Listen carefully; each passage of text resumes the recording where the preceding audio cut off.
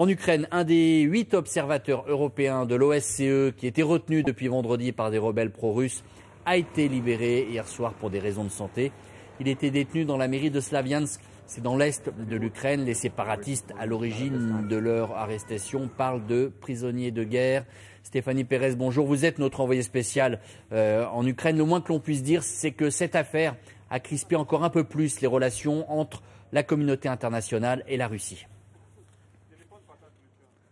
Oui, car pour la communauté internationale, les membres de l'OSCE sont clairement des otages.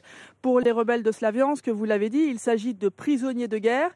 Alors les négociations continuent pour leur libération, mais pour les Américains et les Européens, il s'agit clairement d'une provocation orchestrée en sous-main par la Russie.